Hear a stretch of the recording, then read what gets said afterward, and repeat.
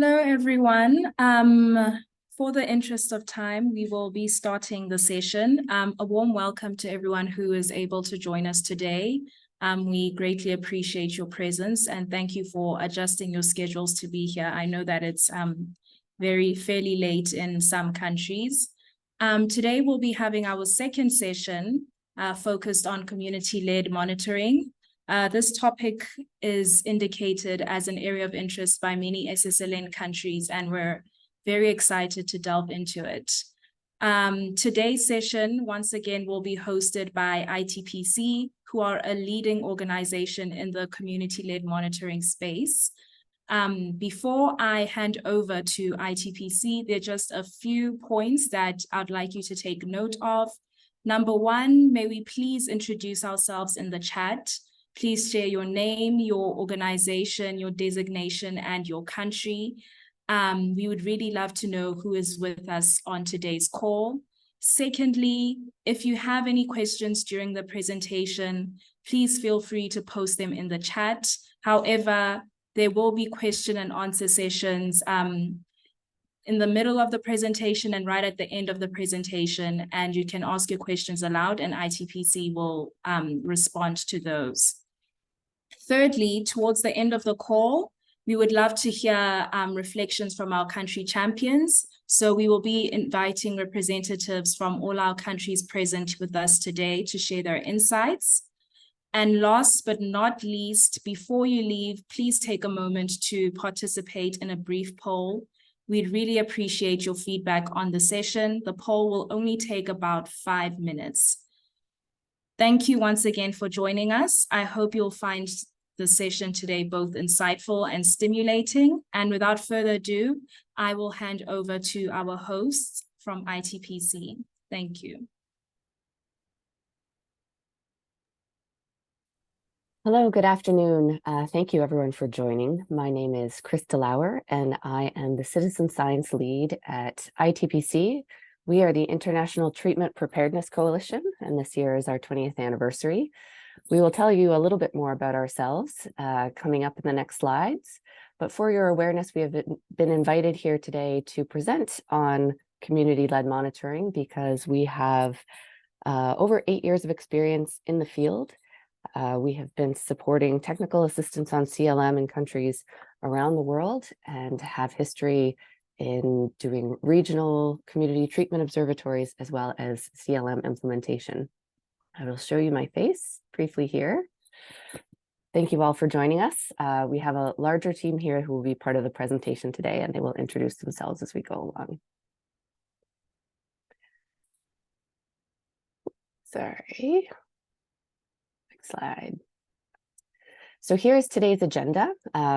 We will be going through some of our presentations, including the 4 key parts of the ITPC model, which for us include education, evidence, engagement, advocacy.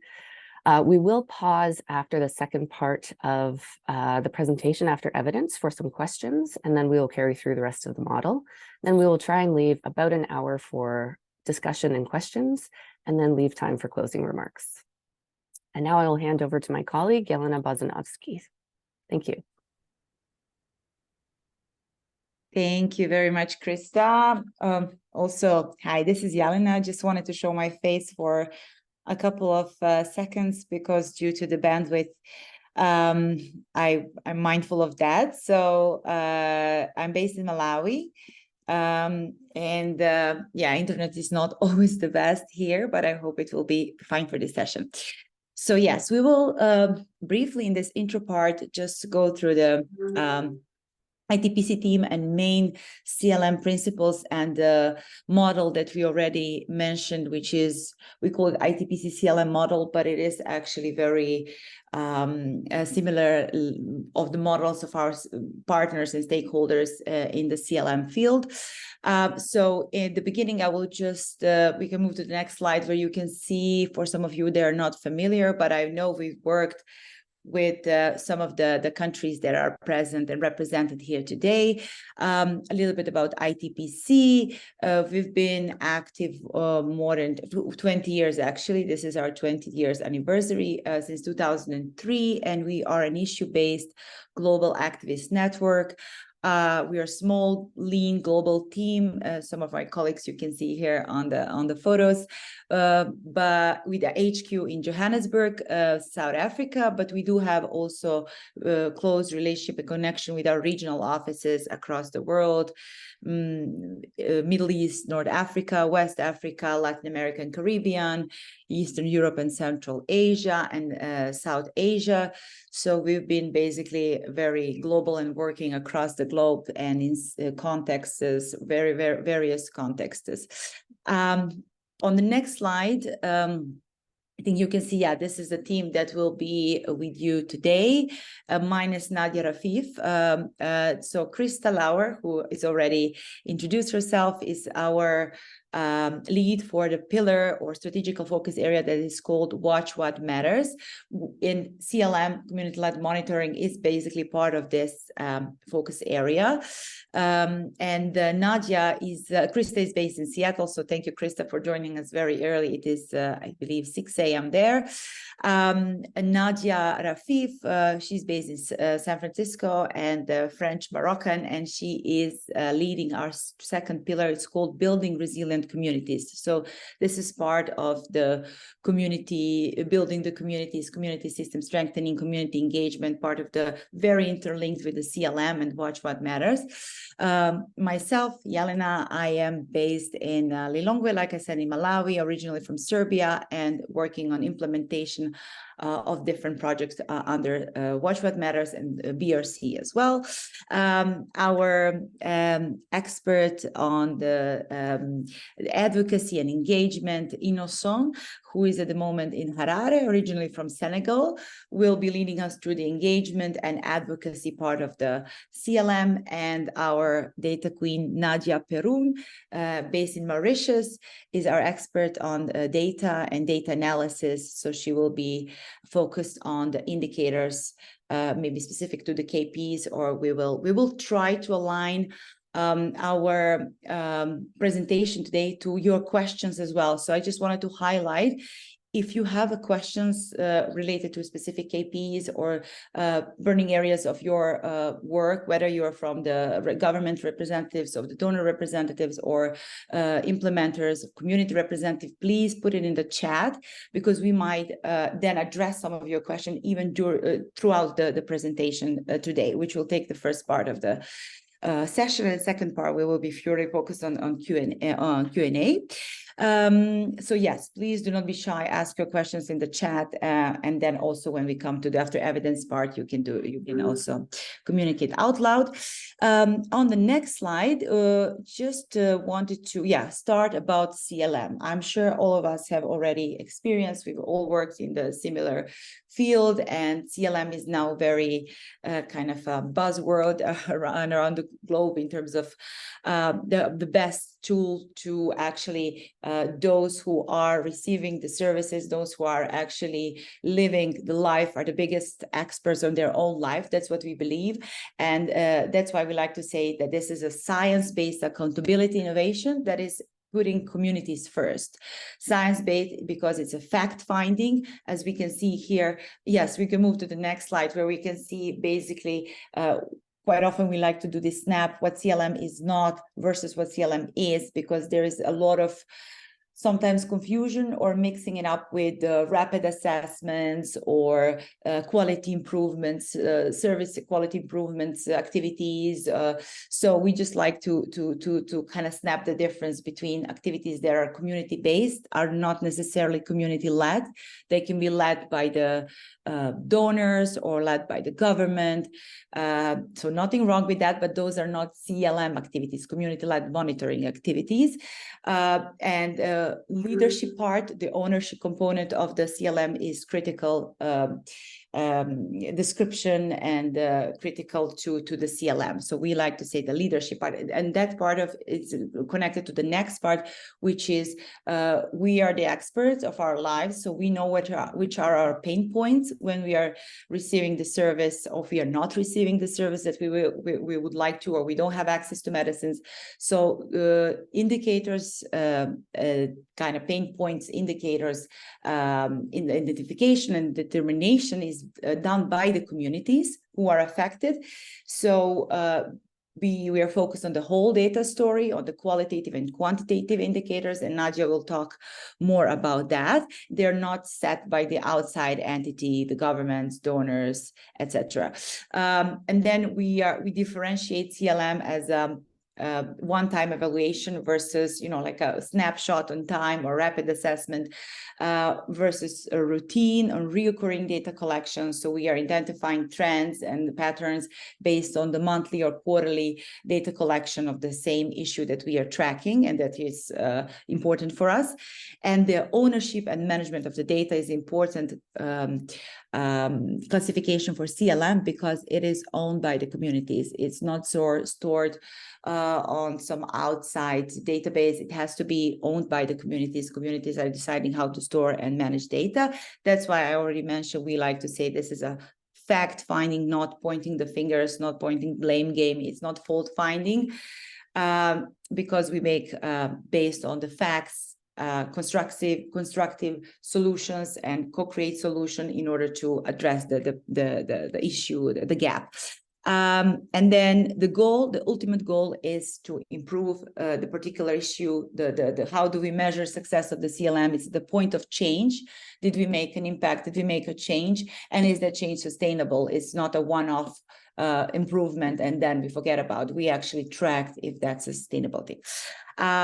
Moving on to the next slide, this is what I already mentioned, so I will not repeat myself. We just want to say that this is an evolving field, the CLM. It's, like I said, like we already mentioned, relatively new. An evolving field, and implementing approaches can be different, but and the next slide we can see this model that we developed with ITPC, which is starting with education, because how can we identify the gaps? How can we identify what is missing? What are we actually entitled to? If we don't know what are the normative guidelines? What is the standard? What is the science behind the disease? And that we do with education, with awareness raising, with educating. So this is the first section of the where we start. And Krista will talk more into details. Then we move to the evidence part, which is data collection, identifying the indicators. Nadia will go more into details on this part. This is the fact-finding part. And then Innocent will talk about different platforms what do we do actually we have the data. We're not collecting data for the sake of the data. We collect data for the using of the data, for decision-making. We go to specific platforms. We call them in some places community consultative groups, etc. So Innocent will tell us some success stories and some lessons learned from the engagement side, and then the advocacy messaging. How do we actually convert the data analysis into efficient advocacy messaging, and what are the efficient advocacy messaging in order to achieve the impact, to achieve the change. Mindful of the time, let's move for the next slide. There is a white paper that has been developed by various stakeholders working with the CLM field last year in Bangkok, and that basically contains certain principles that I've already mentioned in my intro that are actually specific to the CLM. You can find it on our CLM hub, and you can find it on any donor website, I'm very sure. And I think we even put the link here, so you can refer to it later. And the next two slides, I'm just snapping what are those principles. And I already, like I said, mentioned them, so I will not go through each, but independence, community leadership, ownership, including the advocacy messaging. Next slide, you can see the data collection needs to be ethical, needs to be based on the consent, confidentiality, data security, data owned by the communities. And also we need to make sure that those who are collecting the data are the agents representing the service users, and they need to be adequately also compensated. Those are some of the principles that we are flagging here, and the organized structure of the communities is based on our experience very helpful to make the CLM much more successful, which we can see when we're implementing, for example, activities with malaria versus HIV program, because there is more of this community structure and organization, for example, with the HIV programs, because identity is just stronger. So with this, I will give a hand to my colleague Krista to start with the education. Thank you very much. Hello, everyone. We're going to switch voices and presenters as we go along to keep everyone engaged. So as Jelena pointed out, we have a 4-part model for our ITPC model that begins with education. So what do we mean by education? And we're going to try to keep this pretty practical. For us, education means 2 major things. First, we want to start with the science education about transmissible diseases. So many of your programs we anticipate on this call might be focused on HIV, TB, COVID, malaria, maybe a combination of some of those. We want people to understand the science of how these diseases work in their bodies. And we also want participants to understand the standards of prevention, testing, and care that are set by either national guidelines or the World Health Organization. What is the gold standard for those norms? And why is this step important? Because if communities understand the quality of services they deserve, they're much better able to advocate for the kinds of services that they need. And by understanding the science, they can also understand why certain indicators need to be monitored and how decision makers can be held accountable. So let me go into a bit more detail. These are a couple of examples of documents that ITPC has developed specifically around HIV. So we're looking for community-friendly scientific information. And that means it should be clear, simple, direct. We're not assuming that people understand technical terminology. Maybe a CD4 count is not something that they've heard about before, and we want to tailor it to the specific audience. And this resource is interesting because you can use different levels based on the knowledge of the group that you're working with. Level 1 is basic, level 2 goes into more detail, and level 3 is more in depth. So for example, these are the kinds of topics that we cover. Everything from HIV transmission and prevention to access to medicines, vaccines, and tests. You can adapt this to the audience that you're working with. This is a level 1 example. So it's very clear, very simple, as you can see. Why are people in my community still getting HIV? So we're framing it from an individual perspective as opposed to saying, this is our section on transmission and prevention. Very clear language indicating how HIV can be transmitted and room for some discussion points at the end. A second level of detail is presented here. This, of course, is an explanation of the CD4 cell and how it works as a virus factory. We're not using terminology here like reverse transcriptase or anything like that. It's trying to just be very straightforward. HIV has a special key to enter. It unpacks this toolkit, and so on and so forth, all the way down to making copies.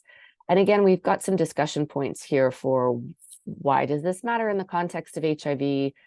What happens when HIV damages the immune system? And again, we want to start here because it's really critical for our next piece on building out evidence and indicators and frameworks. You can go all the way up to a level 3 level of detail. As you can see, this is no longer quite as simple. This, for example, are the WHO recommendations for first, second, and third line treatment for HIV. Why would we need to know something like this? You can imagine if one of the things we're monitoring is drug stockouts, it would be helpful to have the level of specificity around which specific drugs are we monitoring? Why do we need them? Is this a third line regimen? What is the national standard for what kind of drugs people living with HIV need at each stage? So I'm moving quickly along here. And again, you can click on the link to find out more about those resources. But education can take many forms. It might be a training session. We actually did an online quiz during COVID for people to test their knowledge about COVID-19. So this was an example of our online quiz. You can see, even if you click the right or wrong answer, you get to see how other people have answered. And if you do click the wrong answer, it gives you the chance to go back as well as explain why your wrong answer might have been a misconception. There's importance around continuous learning, of course, in the context of anything that we do. This is just an example of CAB-LA, long-acting cabotegravir, that just came out recently, and we want to make sure that in any of these programs, we continue to educate the community partners, the data collectors, all interested parties about new products and new factors that are coming in to affect prevention, treatment, and care, so that we can stay on top of the science. And then, of course, it's not just WHO standards, but education about what are the policy commitments and targets that can apply in your own setting. So these are just a couple of examples from a few countries around Eastern and Southern Africa. You can see that one of the targets here from Kenya is reducing new HIV infections by 75%. So you can link this to some of your testing indicators, for example, and make sure that the monitoring that we're doing is linking to a broader policy commitment. And that strengthens not just the data we're collecting, but use for advocacy engagement, which Ino-san will get into coming up.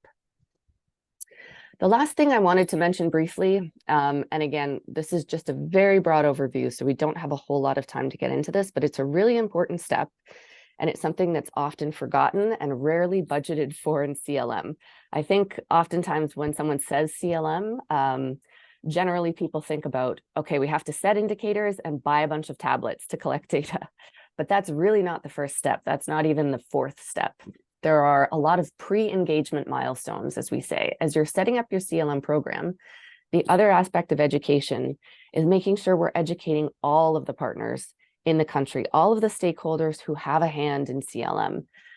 And these are just some of the key steps required. So not just the community engagement on what are your pain points and what are your problems, but a stakeholder mapping is very important. Not just who are the participants at a community level, but what are some of the supervisory structures in the health system? What are the service levels where people can go either to a clinic or a hospital or a different health facility? Who are the government level actors, perhaps the Ministry of Health or Finance? And then we have to do a consultation with all of the community stakeholders to define the indicators. Again, that has to be community led. But we need to consult with a wider range of partners. You can imagine you can't just walk into a data collection site, a health facility, and begin collecting data. We have to establish memorandums of understanding. We have to make sure that the permissions are granted, that we followed all ethical approvals. And that can't go forward unless governments, stakeholders themselves have a good understanding of CLM.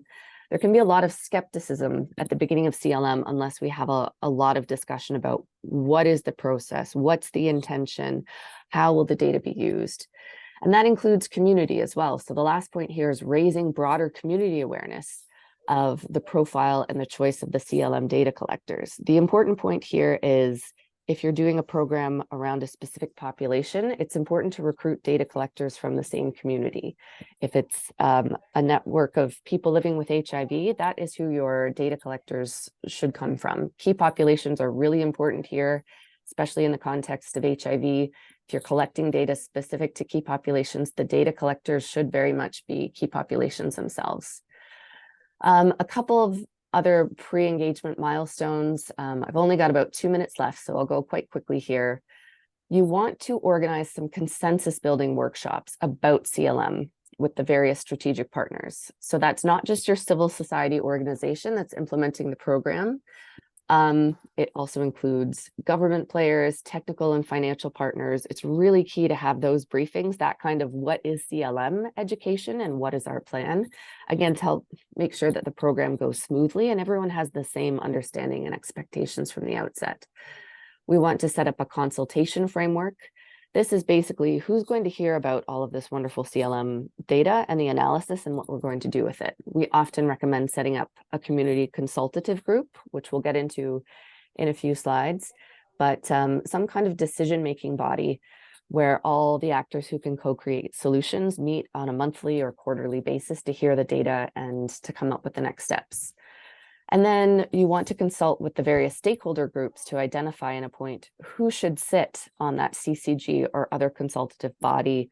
It's important here that the people sitting on that decision-making body have enough power to be able to actually take action on the kinds of problems, the co-creation of solutions that we've agreed upon.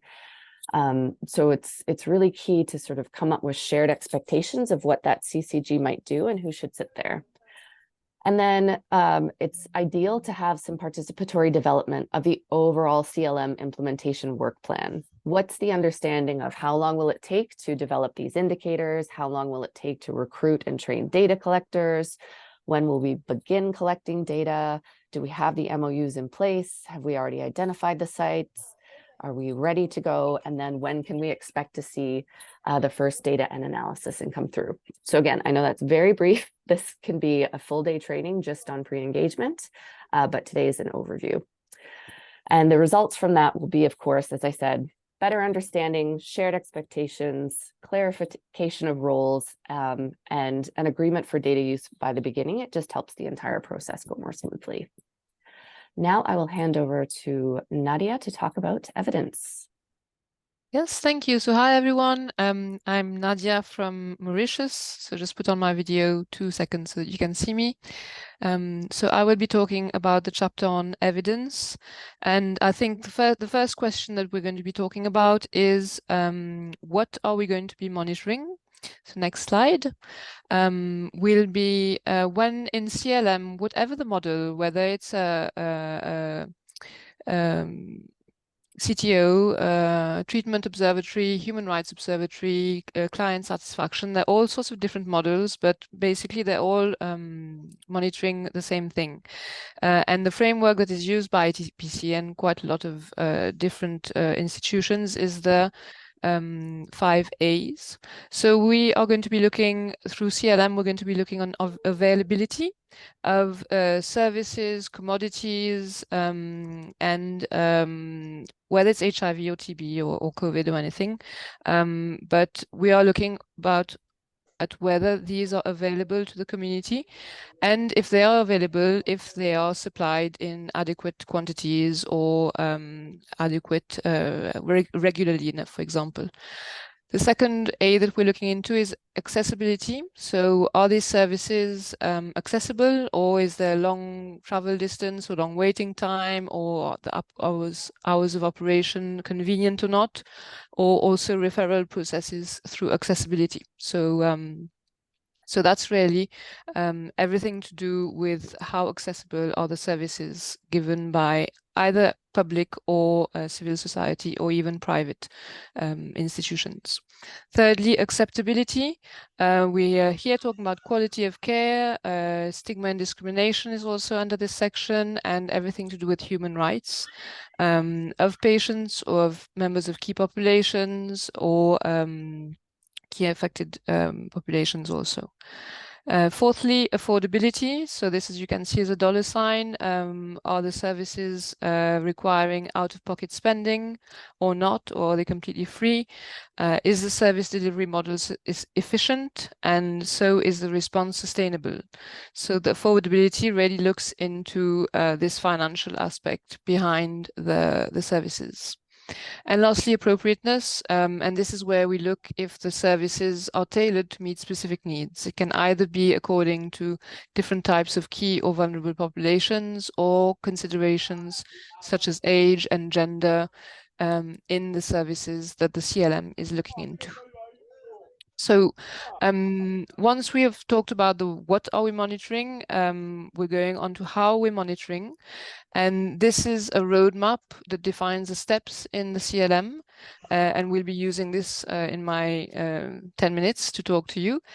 So the first thing that we do for generating evidence is define the strategic priority for the CLM. So Krista just before talked about lots of the importance of community consultations and all the pre-engagement process. And if this is well done, then we have a strong strategic priority for the CLM. And this in turn guides how we select monitoring questions or how we develop them, invent them if they don't exist. Thirdly, only then we start to look into the data collection. So what's the approach? And fourthly, what are the tools and the processes to actually collect data? And in fifth position, then we start collecting data and using the evidence and analyzing it. So one important question on how do we define the CLM priorities, and this is often overlooked. This is an example from Jamaica that we worked on with ITPC. And the tool that's very easy tool to use is just a problem tree. And yes, and there's music coming up for the problem tree. So you'll see the example here. I won't go through all the details because you'll receive this presentation. But for Jamaica, they worked on the problem tree. We worked together for nearly 3 days, both civil society, public, government, and all different stakeholders. And what's important is that at the end of this process, when they realized that the viral load was an issue in the HIV cascade, and that they're having problems retaining people living with HIV in health services for all the reasons noted below, they decided that their CLM was going to focus on an objective to increase retention from 88 to 95% in a specific district. So you can see how this priority or this objective is very smart. And one little tip is that you're developing indicators only focusing on the causes. So that's the point where you're going to be using to go into developing indicators. So now, next, how do we actually define the indicators? This is also an example from Jamaica. I'm not going to explain exactly all the how and the why, because each CLM is different and each CLM has different indicators. But what's important is this is an example of part of a M&E indicator framework, and I would want you to look at just the categories. So what is defined here? You have the indicators by service category, so they're grouped together. You have the disaggregation, so this is discussed how are we disaggregating the data. So are we going to do it by gender, by age, by type of key population, by region? So what are we going to be comparing basically? So this is already defined at this stage. And for each indicator, we look into the data source. So if it's quantitative or qualitative, the data sources will probably be different. And at the same time, we're talking about the frequency. So you'll notice that there are both quantitative indicators and qualitative questions or qualitative indicators that go with each indicator. So this is one approach for ITPC of having both quantitative and qualitative, which I'll come back on to afterwards. And this in this framework for Jamaica is much longer than this, and it has got indicators such as number of people on ARV and everything. But so in the end, what happens is that you should be having a very complete M&E framework that gives you lots of data. And then only you go into the next steps, which are data collection, the planning around the data collection, and the training of your data collectors. So what's important here is to look and be realistic about the resources that you have to collect the data. Do you have the resources? What qualitative data will bring more context? And is this data available? For the data collection sites, Krista talked about it, need for authorizations. This is also where we talk about ethical questions such as data protection, especially if it's got to do with sensitive data around key populations. And then you go into developing the data collection tools. There are some examples that are here. Interviews, the most often the ones that are used are interviews or surveys and focus group discussions with groups of people. Then once you've done that, you're going into training your data collectors. So important point, they need to be from the community. They need to be at ease in their roles. So the education aspect is very important in this. The training is really important to test all the data collection tools and troubleshoot the issues. So yeah, I would advise to budget as much as possible on good, solid trainings that give enough time for all of this, and not just theory about how to use a tool. And normally, after this training, the data collectors bring a lot of insight to the data collection tools, and there's most of the time a review to improve them.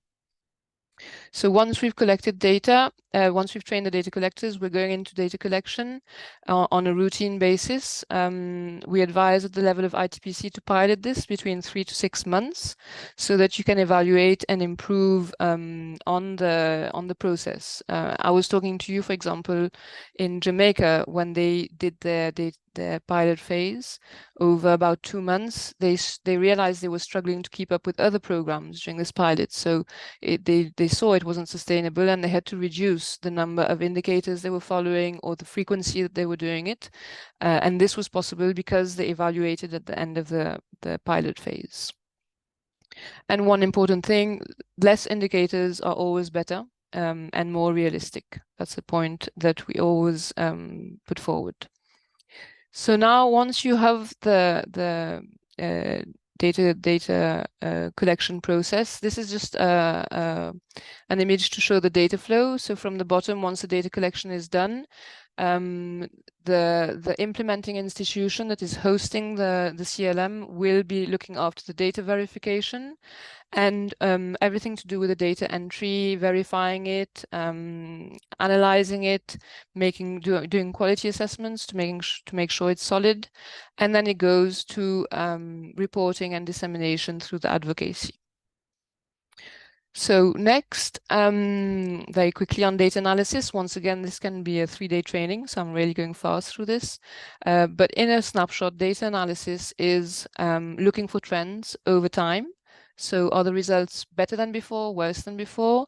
Looking for trends by disaggregation. Are they good for everyone, or is someone being left out? And are they good in comparison? So are they higher or lower than the national average?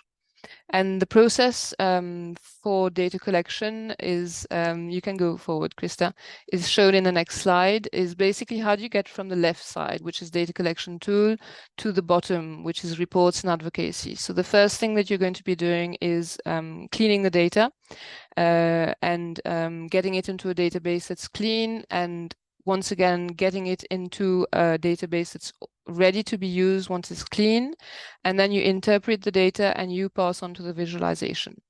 So this is a very heavy part and technical part of the CLM, and but you can see from the volume of data that there is here that this is very important to be very resourced to do this.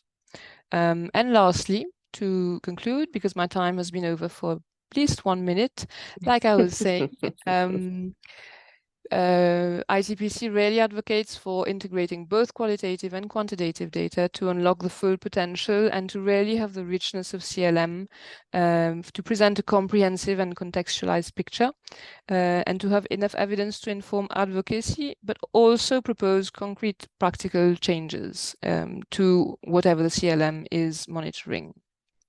And lastly, all that I've just told you is available on this resource from ITPC that you'll get the link to after the webinar. Thank you. And sorry for the 2 minutes over time. No, not at all. Thanks very much, Nadia. We realize this is a lot of content. This is Krista again. So we just wanted to pause now that we're kind of halfway through the 4-part cycle and see if there are any questions, especially if it's tailored to work that you yourself are implementing or something that came up in the previous slides that you wanted to double check or inquire further. So please, if you have any questions, go ahead and raise your hand or write it into the chat, and we'll just take 5 minutes or so here for a brief question and answer period before we continue on the presentation.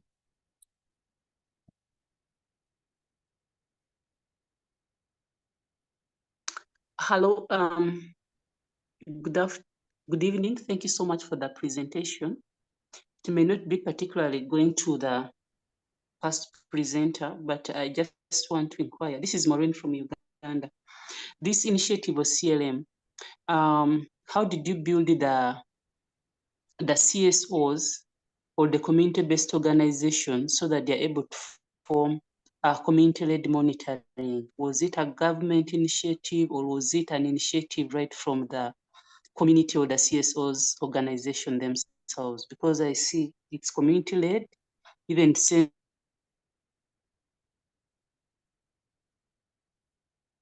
it should be like, so how did you build their capacity so they're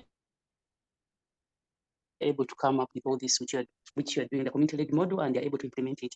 Thank you. Thank you. Sorry, your connection was cutting in and out a little bit there, so maybe I will summarize my understanding for the group and you can let me know if I'm right or wrong. Your question is, how did we build the capacity of the civil society organizations to lead the implementation of CLM? And you're wondering if this was a government or donor funded effort, is that right? Oh, yes, that's right. Great. Okay. Well, there's lots of expertise on the call. Maybe I will hand over to Nadia first, just to speak about the Jamaica example, and we can hand over to Innocent as well. I guess the overall answer is that it's context specific. So Nadia, maybe over to you first.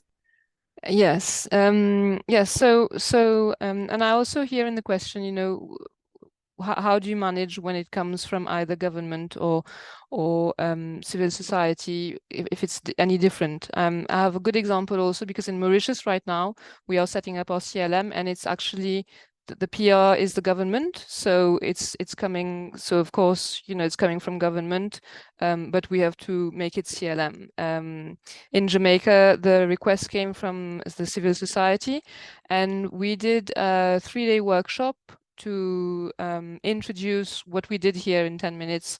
We did it over 3 days with members of civil society, members of the public institutions, also the people that were already, the healthcare personnel that were already known to be in the West District, where we knew they were going to be piloting. So like nurses and healthcare personnel. The person responsible for that health district was also there, UNAIDS. So basically the thing is getting a lot of stakeholders, all the relevant stakeholders, and getting them there for 3 days. It was residential in this case in Jamaica, on purpose, so that everyone stayed there. And that was the inception meeting, where there's a lot of capacity that's built there. But after the inception meeting, the whole host organization, the NGO leading the CLM, went on building capacity in its own networks around the data collectors, around during all their other activities, talking about CLM and building knowledge about CLM. In their networks. Great, thanks, Nadia. We have so many country examples. Innocent, would you like to chime in with a few, please? Oh, yeah, yes, thank you. I think that we can talk about what's happened in the Central African Republic, or where it's starting from the community, the other one leading the overall process based on what they call, community observatories. And now they want to move from that community observatories on treatment to CLM.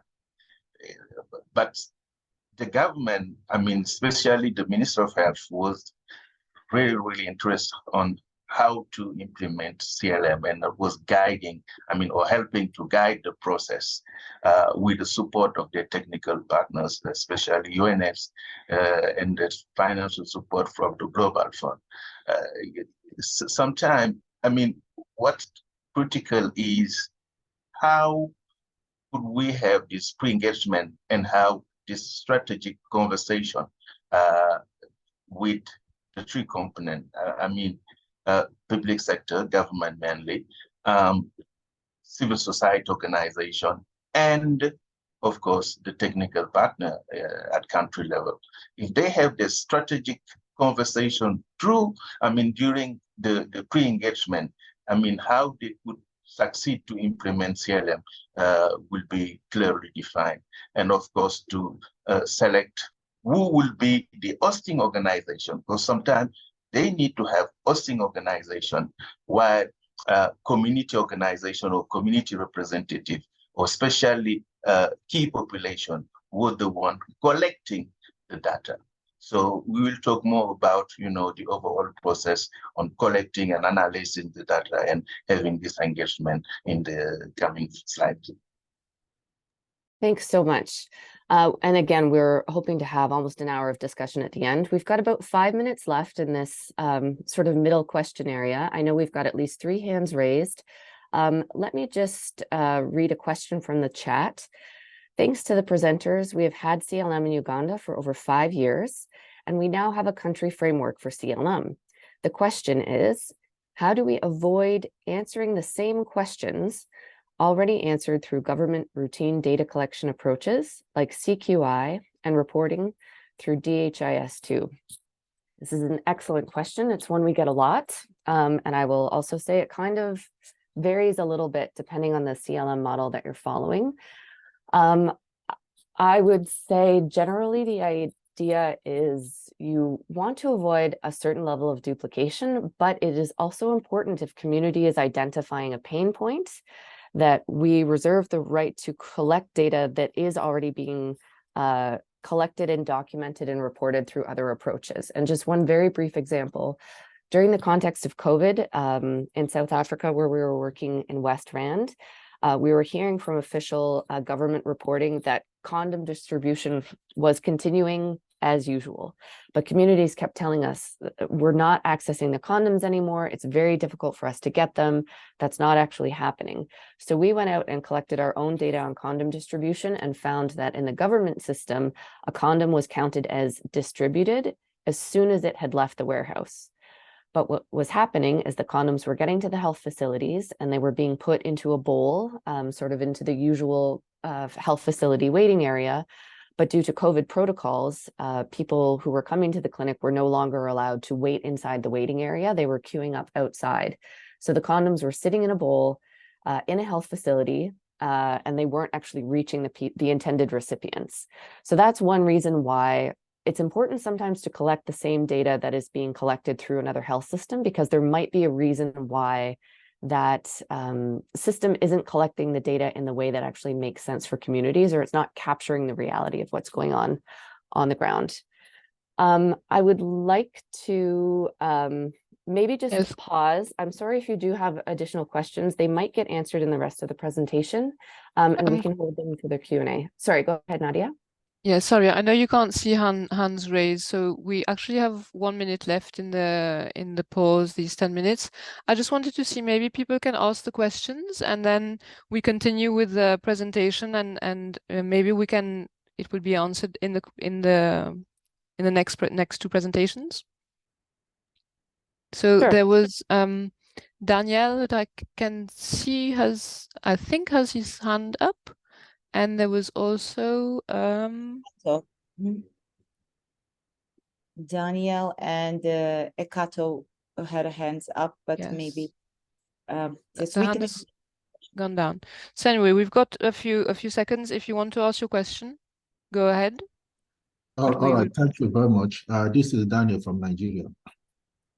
Good presentation. I understood quite a lot, but I just wanted to go straight to my question. One, these indicators for community-led monitoring, I saw where one can develop, or the organization will develop, relevant indicators. So my question is this: are there indicators already existing out there that somebody can adapt from, or do we need to originate it from the scratch? Over.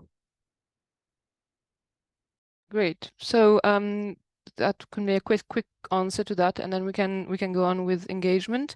So there are already a lot of resources with existing indicators. You'll receive the link to the CLM hub that ITPC has, and there's lots of resources on especially HIV, TB, COVID, malaria indicators that that can be used as inspiration for your own indicators, but they would need to be reviewed and discussed and validated at country level to make sure that they are relevant to your priority. And of course, probably they would be the ones that need to be developed. So if there are any other questions, Daniel, don't hesitate to go in the chat while the presentation goes on. Thank you.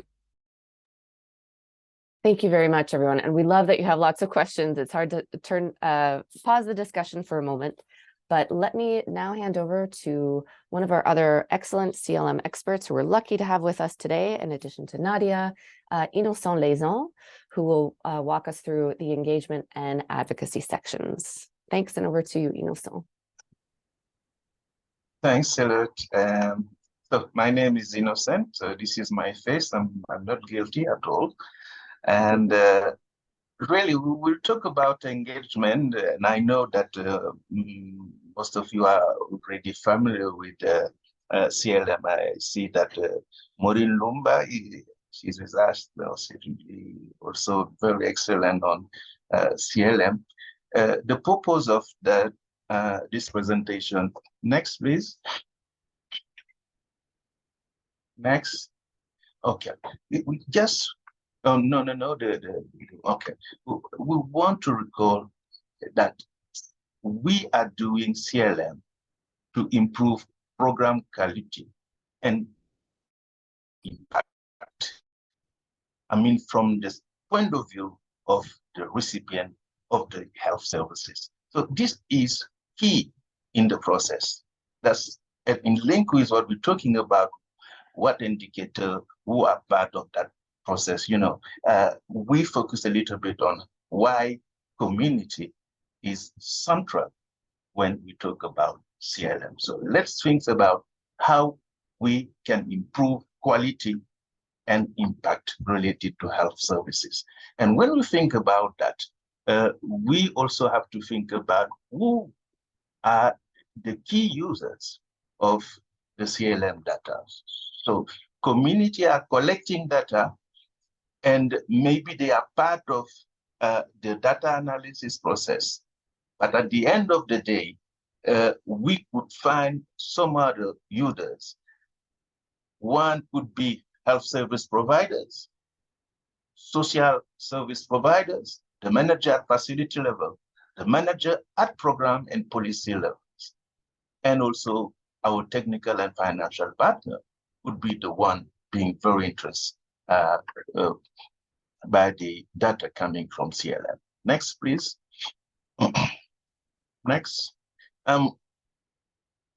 This is key because we want to see how we can co-create solution when we are facing some gaps related to the quality of the services, and also, you know, how together government, civil society, and technical partners could find a solution and try to implement it in the time frame.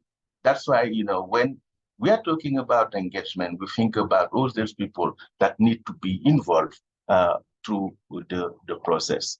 And most of the time, we have a body we call the community consultative group being part of that process. And the community consultative group usually should have those representatives I already named. Can you, next, please?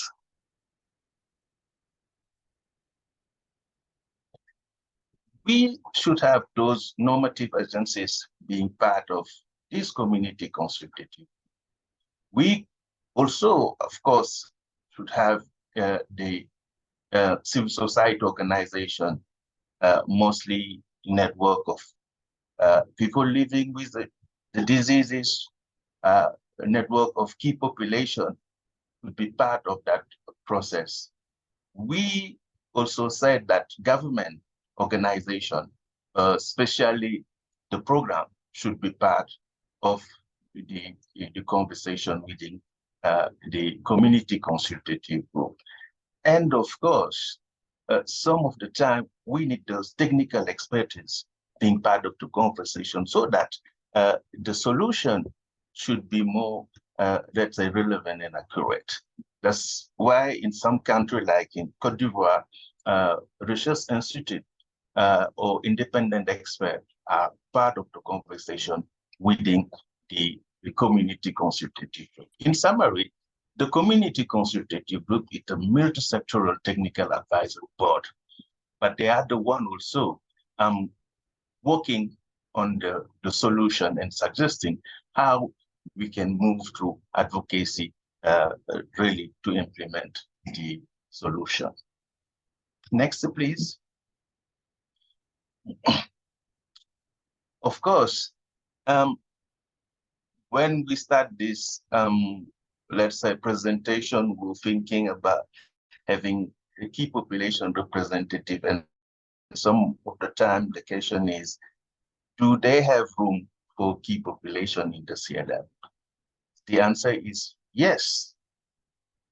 Key population have room within the CLM process because they also are concerned about the quality of services. They are concerned about accessing to the services. They are concerned also about what we call, the appropriateness of the services. And that's why we are always, advising from the beginning to have representative from key population while they are developing the indicators related to some specific group from key population. So for sure, they have room within the CLM processes.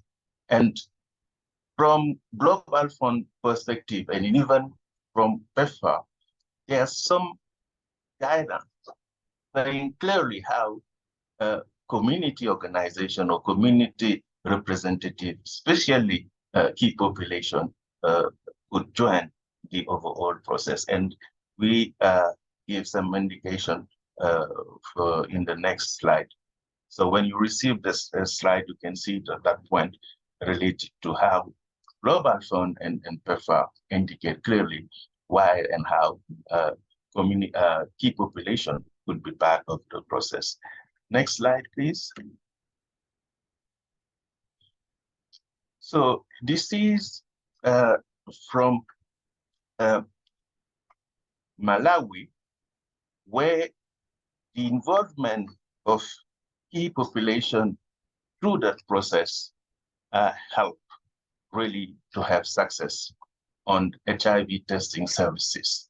Mostly access to HIV testing services was coming as priority thanks to the involvement of sex workers organization, and especially when they have focal point during the process of data collection related to their CLM. Next, please.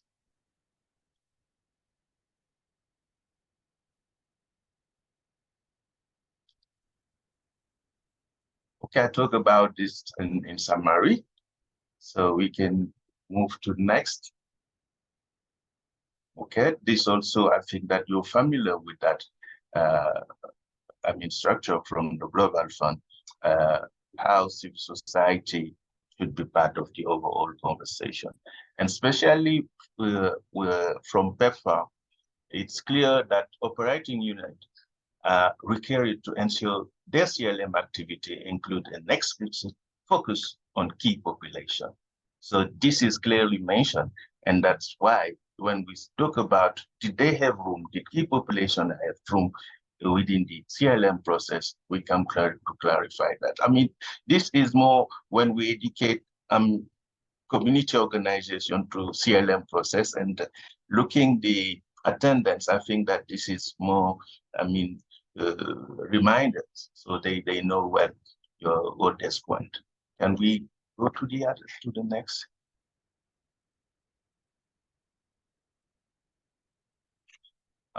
It's quite the same. So this is some detail, especially for key population. When they need to consider the involvement through CLM cycle. And we come with some scenarios and say, trying to give some orientation. First, if we have the consideration presentation by community members should include consideration about key population-led monitoring.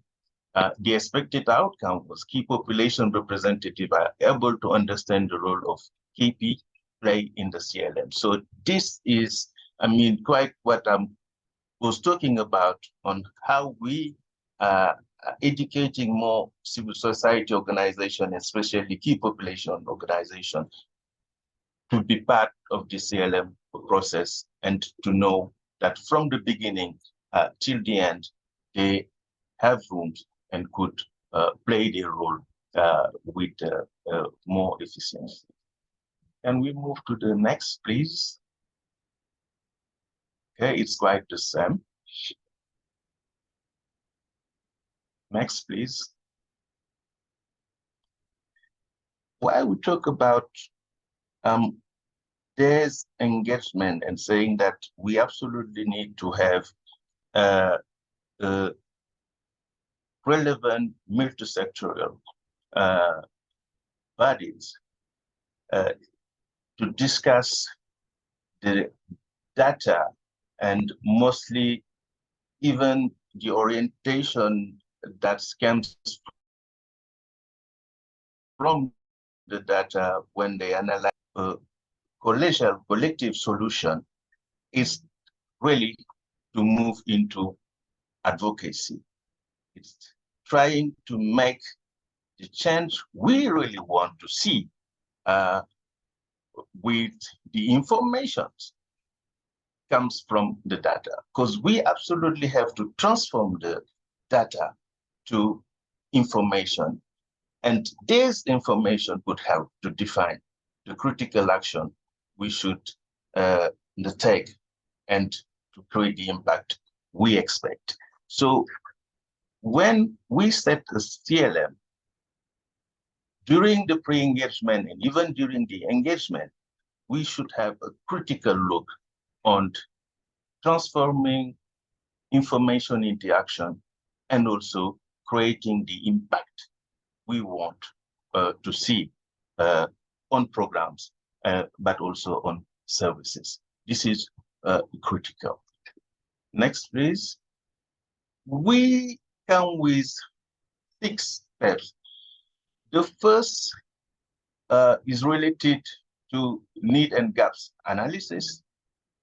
This is done during the pre-engagement where we talk about the issues and decided what will be the critical indicators we need to monitor. If we select the indicator and start collecting the data, we can see from the findings or the primary findings that there is some gap. Sometimes in the at facility level, a conversation with the management of this facility services could help to fix the problem. At this level, we're not talking about advocacy. We just have conversation on how we can fix the problem at this facility level.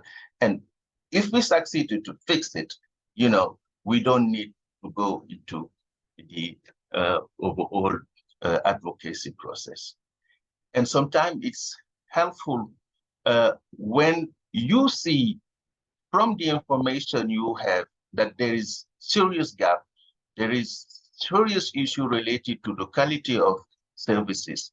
You can also try to figure out where we can have some other robust information that could consolidate the findings you have from your data. And if you could not solve the problem within the health facility and you see that this issue is not related to one facility, but it's related to, several facility services, at this time now, the community consultative group would engage the conversation during their meeting and define the advocacy priorities. And once more, we're talking about co-creation of solution within that community consultative group. And from that, you can now move into your advocacy process. So first, when problems are not addressed, community should escalate to advocacy. When we could not address the problem within the health facility and we see that the problem is more general, now we can move to advocacy. And we said that advocacy is not only protest and placard in the city or in the street. We absolutely have to see other form to convince people that the solution we have is the best, and we just have to see the way to implement it. And once more, having that conversation with all these stakeholders within the community consultative group will be helpful to find easily the way to implement the solution. Next, please.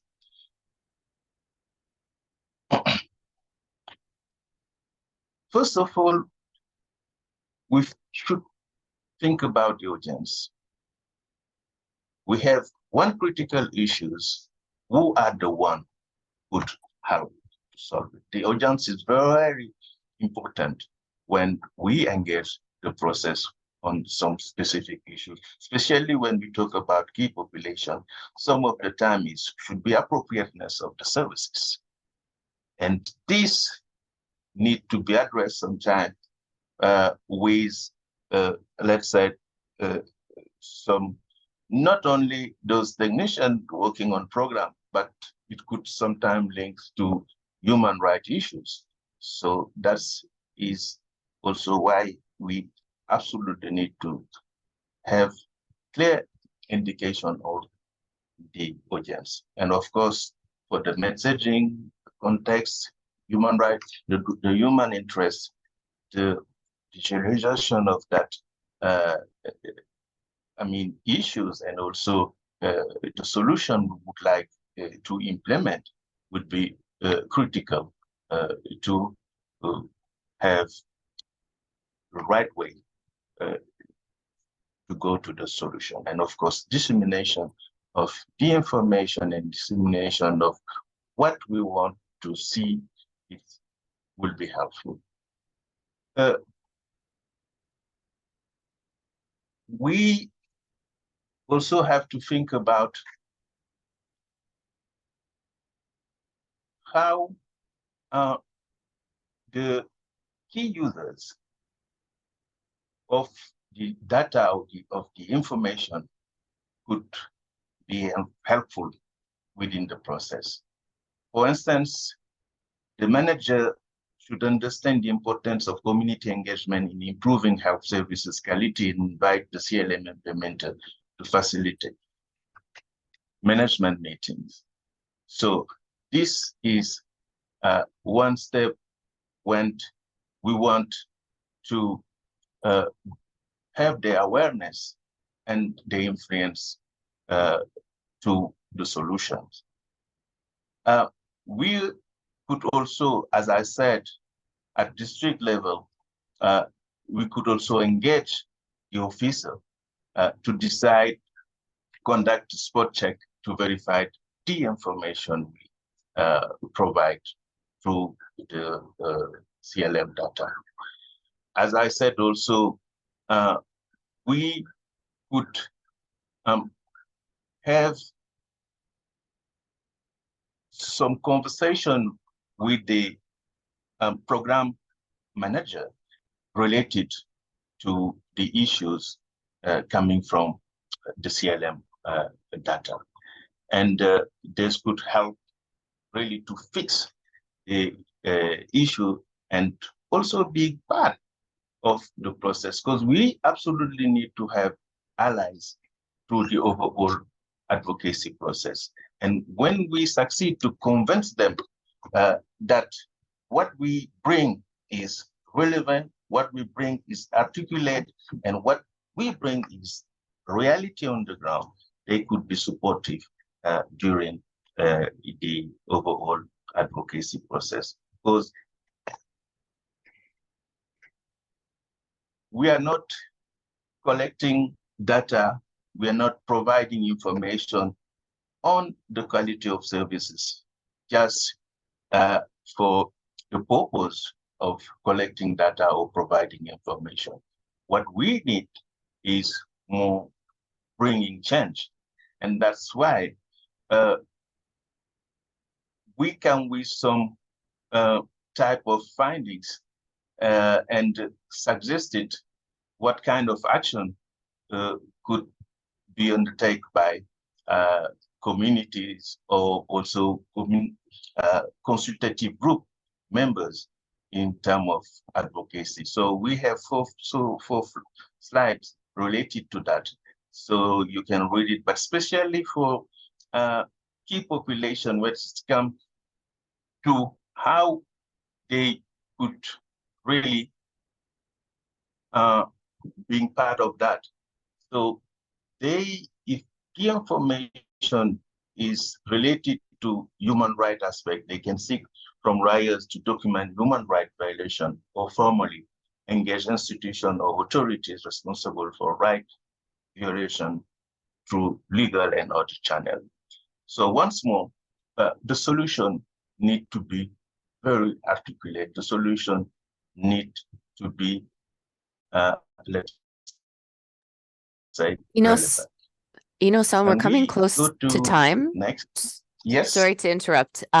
Maybe we'll move through these slides fairly rapidly, and we'll get to some of the case studies I know that you have, just so we can see that before we get to the questions, if that's okay. Okay, perfect. Okay, so it's quite the same. We came with some indication on how we can really think about some action as key population related to CLM data. Next, can we go to the other one?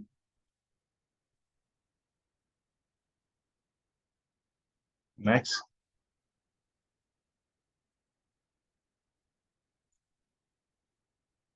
Next. Next.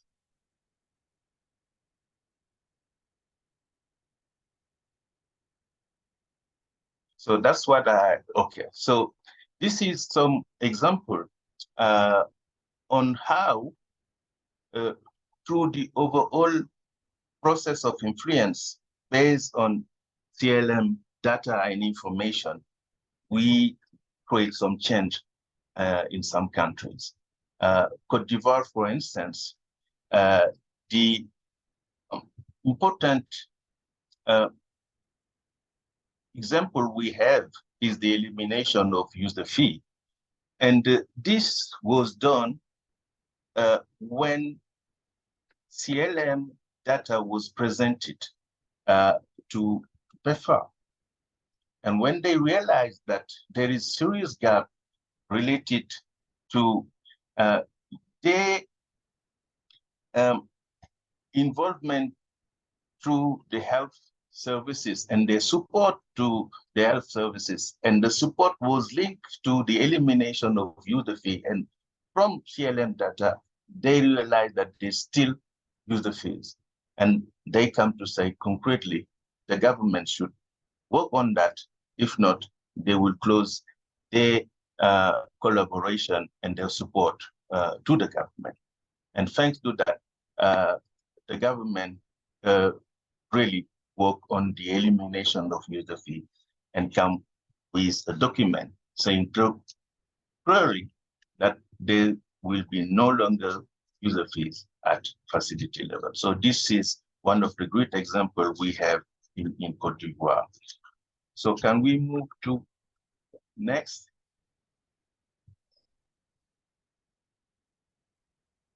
Okay, so this is the document, because when we talk about advocacy and we talk about change, this should be reflected somewhere. And from this example, the document from the ministry was key, saying that this is the evidence now that the government from Cote d'Ivoire strictly, said that they will be no longer use a fee through the health facilities. Next. So the other one from Malawi, as we said, the key population focal point in every health facilities during the COVID period was really helpful to get really even the involvement of key population through the health facility services. And they have 14 sites that has been monitored by key population. So, and this will be helpful to get more information from them. So far, this was the element I would like to present, but we have many information from the CLM hub related to CLM and also engagement and advocacy through CLM. So I'm open to any kind of question to go further. Thank you so much, Innocent. That was great. We really appreciate it. And now, just as we're going to begin the Q&A session, as we mentioned, we're going to open things up for a dialogue now. So I will stop sharing the screen so that we can see all of your hands very nicely. We have a couple of questions in the chat, so we're going to start there. In the meantime, please go ahead and start lifting your hands. If you raise the hands in the Zoom, we can come to you. And the first question we have is really around sustainability. How will the question of CLM sustainability be addressed? Can we please hear more on this? So I will hand that over to Nadia Piran to answer while we give the rest of you time to think of your questions and raise hands. Thanks so much. Thank you. And maybe I will start by answering the question by saying that this is an answer that we do not have a straightforward answer to, a question we don't have a straightforward answer to. Frankly, CLM, we're still at international level defining the principles of CLM and the integration of CLM in all sorts of national programs, but it is a real issue. The funding for CLM may be available right now, but it might not be in a few years' time. So I think that while right now we're in the sort of the trend of CLM being funded and being at the forefront, it's the right time to already ask ourselves the question of how it's going to be sustained. And I would urge every country to, in all the steps before setting up the CLM, ask this question each time. So how can we be more sustainable in our approach? Something that I advise at NGO level all the time is choose your host organization wisely. So if you choose an NGO that's a host organization that already has a monitoring and evaluation department that's strong, that can do this, you'll be needing less resources.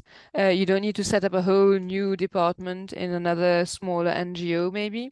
And so it's really integrated in the systems of the NGO. There are other tips like that, on how to make sure that you're not creating such a big new structure or like a new project where afterwards, if funding changes, goes down or fluctuates, it will cause issues in the program. But it is a real question. Krista, I'll let you conclude on this one because you know more about me, but it is a real question that is being asked at many levels. Yeah, thank you, Nadia. I think that was really well said. The only thing I would have to add is that I think this is very much linked to quality of CLM. Yelena spoke at the beginning. There's a lot of investment right now by the Global Fund and PEPFAR in CLM. But there's also sometimes a lot of pressure to set up a CLM program quite quickly and to deliver data within the first 3 months. And if we don't do the pre-engagement steps and really build trust and build a common understanding of the goals of CLM and shared responsibility, I fear that there might be a very rapid investment in CLM and then sort of rapid disinterest if we're not getting quality of results. So let's all do our best to really implement high quality CLM, because I think that is a key part of the sustainability. If we can show that the data is granular and useful, as funding for HIV and other diseases are shrinking generally, CLM can be a really helpful tool for pinpointing what are the major barriers and problems and co-creating solutions. And I think that is an element of sustainability. If we can show how effective it is, then we have a better chance of ongoing investment. So I can see there are a couple of hands raised. Please Yes, go ahead. Peter first? Yes. Sorry, I'm just saying. I know you, yeah. Thank you. I'm the one who asked the question of sustainability, but you've, Christy and Nadia, you have answered it well. I asked the question because in Uganda, we developed a framework for CLM, and it was really challenging because the civil society, because this had to be domesticated within the ministry, and the civil society was not happy with it. But we are seeing it as something that was going to lead to sustainability and probably provide evidence for social contracting and the laws and policies. But we also want to build capacity of the civil society to become stronger because they are weak, and sometimes the monitoring, the data that comes out really, and I think you've alluded to this. But there's also another problem I think you've encountered. What has been your experience really in monitoring the activities that are led by the community themselves, because sometimes they are implementing some activities for like community-led, and you find that the efficiencies, they go and test populations and the yield is very poor, or sometimes they cannot even produce any results. And this is a very big problem that we keep on back and forth movement. Thank you. Yes, thank you, Peter. I'll take that one on the reliability of data from communities. I think like you were saying, CLM is a really good opportunity to build capacity among communities, and I think the only answer that I'd have to say is education and building the capacities and a lot of trial and error. So one example would be like when we were assisting Jamaica in the data collection and the data analysis as ITPC, but we were technical assistance providers. We were mentoring them at every step. So we were there at the beginning of the training. We were there when we were helping them to develop the tools, to develop the indicators. So having external expertise is important sometimes. CLM was completely new in Jamaica, so there was no internal expertise over there. Some countries do have internal expertise. Here you can also maybe look into partnerships with local universities or academic institutions so that they can support the communities and support the whole CLM process. There are some countries that can get this collaboration, and it does help the communities a lot. But I would say that in national CLM budgets, unfortunately, there's not lots of budget for this type of training and mentoring, but it is really important to get quality data from communities. But once they've learned and they've trialed, and we sit together and we discuss, and they really understand the importance of it and how it can change things, you can see that the CLM works perfectly fine afterwards. I mean, yeah, works fine afterwards. But they need to be considered as equal partners and not just as data collectors, that need to be just trained for 2 days and then sent off in the field. They need to be part of the process. Thank you, Nadia. Yelena or Innocent, did you want to add anything else onto that one before we move to the next question? Just quickly, maybe I can add that there has to be sustainability is related to funding. So that is the reality of life. And in these initial phases of CLM, while until the government, until the donors until the community themselves are not sufficiently empowered or capacitated. The funding has to come from somewhere. So that's what we are seeing now. And we have funding from PEPFAR, Global Fund, and with this question about sustainability. And there is a process, and the impact in CLM, like Krista said at the beginning, it's a long path. It's not an overnight success. So in that sense, until everyone realizes it's a win-win, it's a mutual benefit process. How can we help us to help you mentality? Yes, so that's what we also said. One of the principles is that the data collectors need to be adequately compensated for their work. So they're not doing this for bono.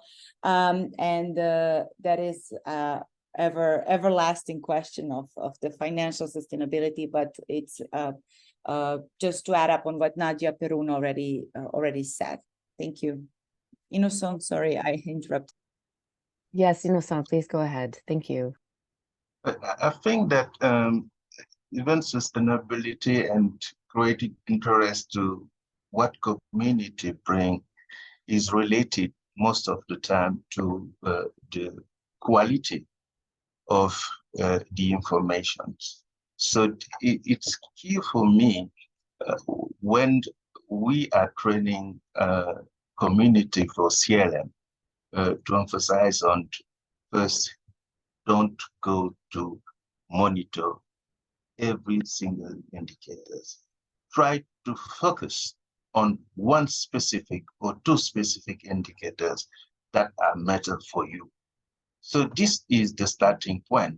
If really we want to create interest around what we're doing as community, we have to focus a little bit on one key indicators or two key indicators. And then also to share with the expert at country level. Sometimes they could bring, let's say, the technical orientation we need to make the data talk the story. So, because what government needs sometimes is not to have always the, let's say, the quantitative data. Sometimes the qualitative aspect of the issues would be helpful.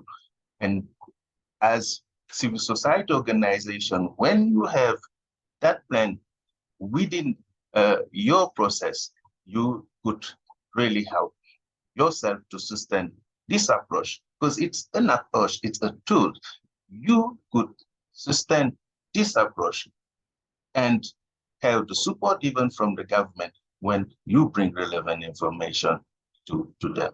That's really what I think about, how at country level we could really work to give credit to what we are doing as civil society organization, but also to find a way to have even support from the government to bring this qualitative information related to health services. Thank you so much to all the expert panelists. We really appreciate it. The next question, McGrath has their hand up. Please go ahead. Hello. Thank you so much for the presentation which was made.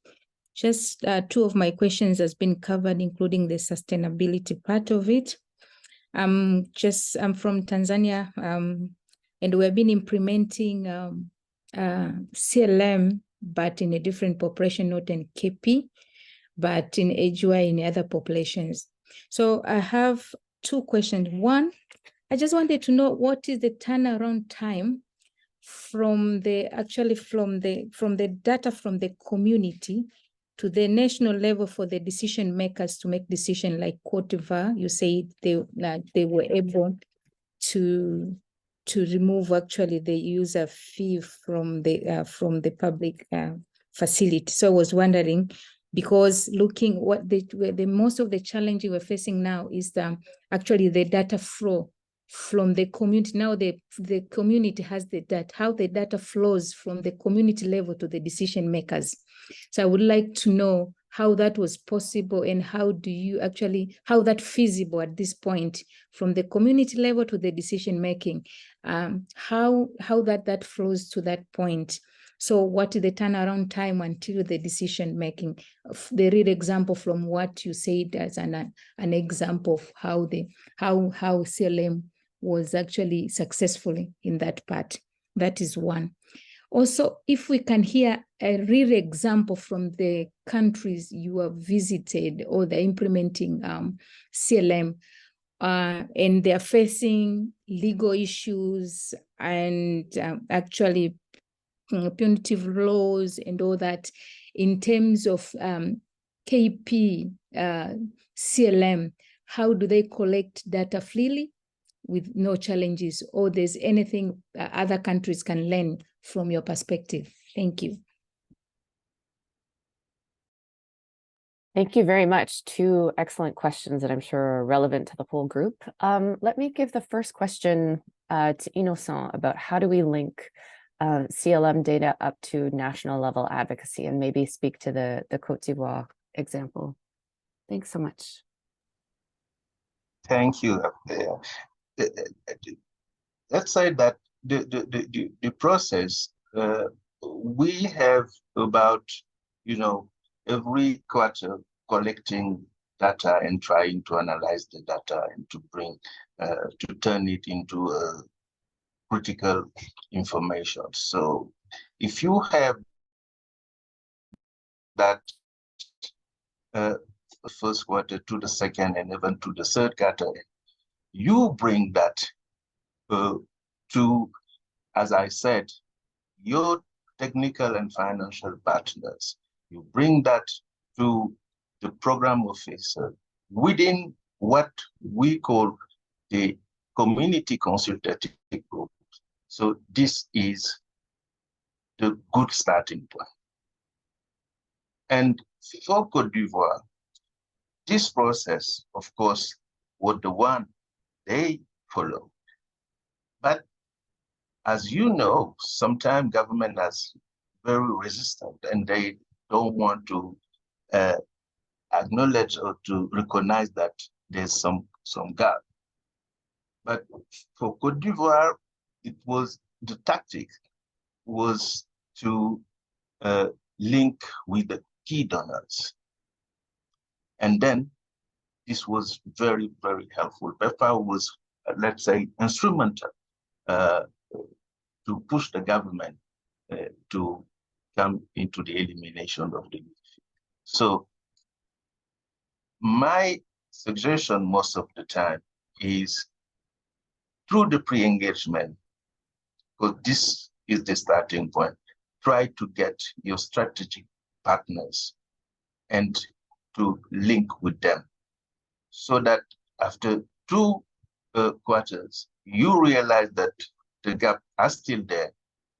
You can engage with them a process to convince the government that change will be, it's possible, and they can work on to that change. So let's say strategic partnership with your technical and financial partners will be helpful through that process.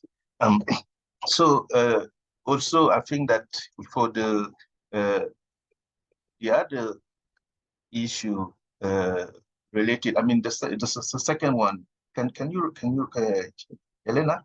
Can you help me to come again on the second one, because I have no idea on that.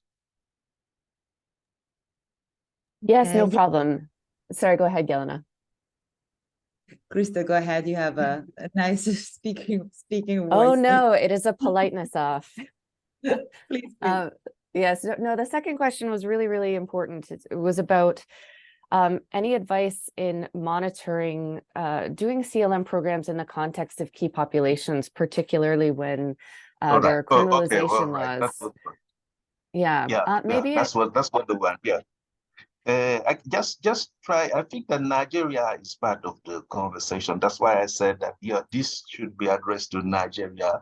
They can talk about, because when we were supporting Nigeria, you know that there's a law there. Very difficult to interact with key population, let's say especially men having sex with men. But when we bring support to them, run, so drug harm reduction advocacy network, would the one working on the indicators, and they succeeded to monitor access to services for key population, especially for MSM group. I think Nigeria would talk more about it. So that would the one I would like to bring. Yeah, that's a good example. Thank you, Innocent. I think a couple of other maybe practical things that I would say from my side and my experience. CLM needs to be community-led, and especially in the context of key populations. Key populations networks themselves know the heart of their own context, including on measuring risk. So they know the context best, and they really have to lead the process about what they feel comfortable with and what is appropriate. So I would say they have to be very strategic about only collecting the kind of information you actually really need, because this is very sensitive information. So when Nadia was explaining the indicators section, the evidence, we have to go right to the root causes. So, there could potentially be very risky data here. Let's be very strategic about only collecting the information that you need, and then making sure that there's adequate technical support for ensuring the privacy of that data, for making sure the data is anonymous. So if you're collecting information from a respondent or from registers, it very much has to be anonymized. There should be locked access to accessing the raw data that's being collected, and a very, very few number of trusted partners who have access to that data. So for example, at ITPC, we have expert partners who help us with databases and security. We also have a technical brief on sort of security of data that would be important to look at. But yeah, these are risky contexts, and I think the communities themselves have to really measure what kind of information is needed for the ultimate advocacy end goal, and how can we ensure that steps are taken to be very careful, and that those privacy steps need to be explained to respondents, especially in the context of qualitative information. Do they understand where the data will be stored, and the nature of privacy that can be assured to them? It's such an important question. It's so key for key populations. It's hard to get into all the details now, but you can also reach out to us for some more resources. We've got about 5 minutes left in the question and answer period. Maybe we'll just open it back up to the group if you have any final burning questions. It doesn't have to be a fully formed, perfect question. Don't feel the pressure to ask something very, very deep. It could just be something you're curious about. And then we want to leave enough time at the end. Our SSLN colleagues will be asking all the participants to fill out a poll and also provide some country reflections for those participants who are on the call. So let me invite the last round of any burning questions before we hand back over to our colleagues.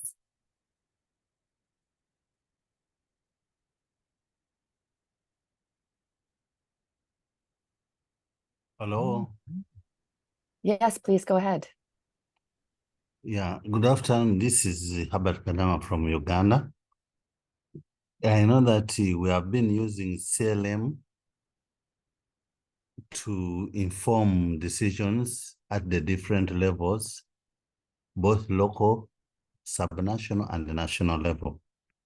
But my question now comes, how do you ensure that the community-led monitoring reaches the different levels where decisions are to be made that affect those communities where the information is being collected? Thank you, and over. Thank you very much. Very important question here, and one that we also grapple with a lot. Would any of the expert panelists want to hop in? Did I understand correctly? It's the information reaching back to the communities, or Could you reformulate, Krista, just so that I make sure I understood? Yeah, no, that's a good point. My understanding was if data is being used at sort of local, subnational, and national levels, how do we, I think it's a question of how do we ensure that local level is reaching the highest national levels, or was it, sorry, more of a question of ensuring that communities themselves are hearing feedback on how their data is being used? Can you please clarify, the colleague from Uganda? Yes, to some extent, I was saying that maybe this information could be affecting a decision at facility level. Maybe the information could need a decision at district level, or could need a decision at national level. How do you ensure that all those layers where the decision can be made is being reached by information on community-led monitoring? Thank you. Yeah, I see what you mean. I'll maybe Krista start off with something, because it's a lot to do with how you plan. If you're setting up a CLM system, when you're planning the whole CLM system, you should be at some point knowing who you're targeting, you know, to receive, to disseminate this information. But I'm guessing you already have a CLM system, and maybe you see that the information isn't getting to different levels, because when we're talking about local sites, and the information might get lost between the local and the subnational and the national. So what I would say in that case is that the organization that's hosting it should probably cross-check what's the issue, you know. Is it like, is it a question of frequency? Is it that the data is being collected, but where's the bottleneck basically? Is the data being collected but not coming up to be analyzed? Or is it being analyzed but then it's not being diffused, disseminated in terms of reports? So you have to really get down, in my opinion, to identifying where is it blocking. And for that, it would be a sort of assessment of it. And then only, you know, you could see what's the solution. Sometimes in some countries that I've worked, it's been like, it was in DRC, for example, that the distances are so long and so difficult, and the data collection forms on paper, and there were problems with floods. And so, you know, it's very practical reasons like this. So then there was a discussion around, okay, how do we protect the data? How can we send it over there in a context without internet, and with very difficult transport facilities? So then it was all the organizations were talking, and the Ministry of Health, to see, okay, when were there visits, you know, replenishment visits, for example, at the healthcare centers, so that the data collection forms can be moved around, or the reports can be sent up. So it's really in a collective manner also that I think solutions can be found when there's an issue of actual, you know, the scope of how the CLM data or information or insights are being shared and have impact. Yeah, and just quickly to add, I would also say it depends on the problem. So some of our work in Malawi, it could be a site-specific issue that you can just keep it local and address it locally. So we had a privacy issue where people who were coming to collect their ARV, they had to wait in sort of a very public area where everyone at the health facility could see you. And our data said, look, could we just establish a private room where people have a bit more privacy? We were able to resolve it within a week at a very local level. It was just specific to that health facility, and it was solved. So very local, and it's fine that it was there, because the idea is to create change. On the other hand, you might have an issue, say a drug stockout issue. That's not something you can resolve at a site-specific level or even a district level, because this is a national issue of supply chain, of procurement, of financing. And so that's exactly the kind of information that needs to be relayed up to a national level. In terms of how you get that information there, it's really a question of mapping. What are the structures? Who has the power to unlock this? Is it something that we can then bring to a National AIDS Council or a global fund, CCM, or does it have to go up to the Ministry of Finance? So I think it's issue specific, and you have to figure out where is the bottleneck for where you have to solve the issue, and that can help guide you on what kind of information needs to get up to those levels. I hope that is helpful. I realize we are now only 10 minutes before the end of the call, so let me please thank all of our expert panelists today. We really appreciate all of your time and hand back over to the colleagues at SSLN. Thank you. Thank you, Krista, and thank you to the ITPC team for that really great presentation. Thanks to our country champions as well for your very interesting questions. I will now be calling upon our country champions to provide their reflections on today's presentation. Can we start with Nigeria? May we please have a representative from Nigeria share their reflections? All right, thank you very much. Sorry, I don't want to commit more than this evening. Thank you for inviting Nigeria to speak. I think this is a very, very good presentation, and one of the ways I engage or measure the success of such interaction is when there are a lot of questions. I also had a question from my own side that I asked, and it was dutifully answered. Now, so for us, Nigeria, we have started looking to see community-led monitoring. But I can tell you that from this presentation, I see a lot of beautiful questions, and then that could lead to indicators I think that's a bit missing in the CLM we practice. And Nigeria, we really love to learn a lot. We have picked quite a lot of things we think can reflect in our prevention. Because you see, the community-led monitoring, I believe it's also like that in a number of the countries, not most of the countries, started from treatment, for instance. But beyond treatment, we're asking ourselves, what can we take from this to monitor our prevention interventions? And for me, some of the way to make it easy is to say things that happen outside of health facilities, things that happen in the communities. How can we really monitor them? How can we make the community step in and then be involved in monitoring intervention that concern them, so they can give us very good feedback to further refine our activities along with them. I think it's a very good one. I would request both for the slide, if not say with the recorded version, because it will be good. I missed the early part of the presentation.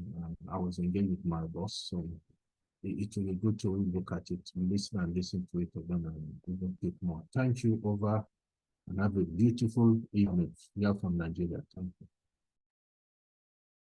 Thank you, Daniel and Team Nigeria, for those reflections. May I please call upon Tanzania to share their reflections? Thank you so much. On behalf of all the team, we appreciate that we know we have started the CLM in some of the populations, as I said, but we were able to see the model now, how every model must be function in order for successful of the CLM, including the education part, evidence, engagement, and advocacy. Probably the main key issue for us is the pre-engagement milestone. So how to engage, how should you engage, who you should engage. That's the part I think we have learned a lot, and we think it's very crucial to looking at it, to deep diving into that part if we want this to be success. Also, the pre-engagement results, what are we anticipating? If it doesn't happen, should we go back and look on the pre-engagement milestone? So that was one. And then another key issue, which we also, as a takeaway, it was on the evidence part. We just know the 5 A's. Everyone knows that better, but we have seen two things I think we considered most.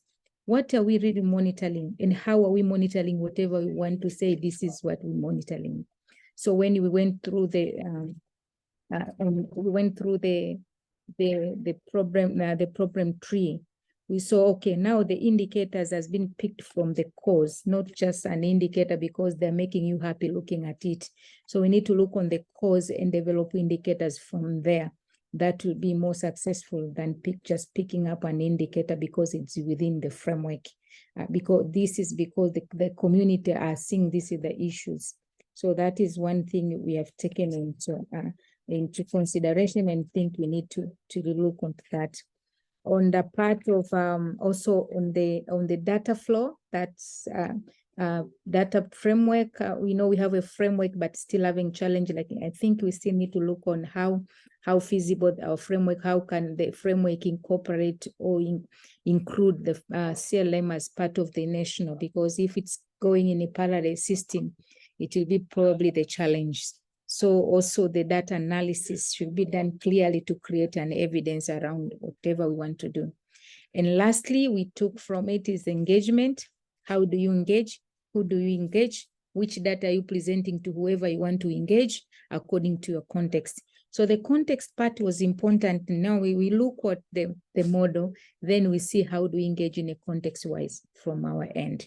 Thank you so much. And that is on behalf of the Tanzanian team. Thank you. Thank you, Margaret and Tanzania, for those reflections. Lastly, may I please call on Maureen to share reflections on behalf of Uganda? Yeah, I am the one sharing. This is Dr. Mdiope. Thank you so much for the presentations. Indeed, some good reflections. We have been implementing CLM.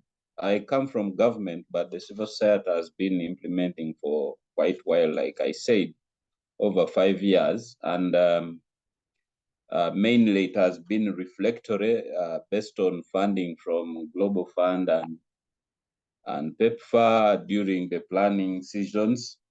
And mainly the time has not been enough to go through the stages of preparations of the problem analysis.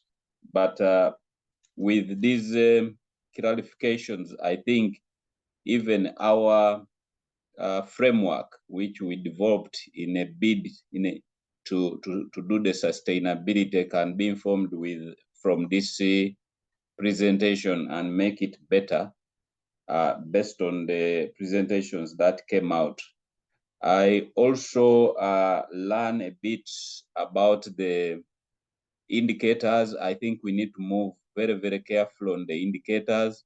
Probably qualitative indicators will add more, because if you look at the example given, for example, by last presentation on ART stockouts, these are problems that we visualize, or even on the dashboards, they are up there and they can easily be picked. Probably we don't need to spend money to go and collect the same data when everything is on the dashboard. It doesn't change so much. So, but by and large, I think this was a very good highlight. I think it's CLM is providing a platform for not only monitoring, but to do evidence-based advocacy and looking at issues being addressed. What we are not probably looking at in CLM, where we need to think about, are the two areas, that is sustainability and probably the activities that are implemented by the community. Who is watching over these activities? Because what I've seen here in Uganda and what you have presented, it's more of CLM is monitoring government projects and big implementers, but there are those community-led activities which do a lot, affect a lot of the population, and they are not monitored. And maybe lastly, you find that a national organization is the one going down to assess, and the local CBOs within the districts, within the subnational levels, just engaged during the meetings of dissemination, and this may limit their advocacy at their subnational level. So probably this is an opportunity for us to strengthen the advocacy systems, but also to engage more to improve services across the different platforms of implementation. Thank you. Thank you, Dr. Mudiope and Uganda, for those reflections. Now I am going to request that our country champions please take the feedback poll. Your feedback would be greatly appreciated. So please take 5 minutes before you jump off the call to take the feedback poll. And while we are responding to the poll, may we please switch on our cameras? Our colleagues from ITPC would like us to take a group photo. Thank you.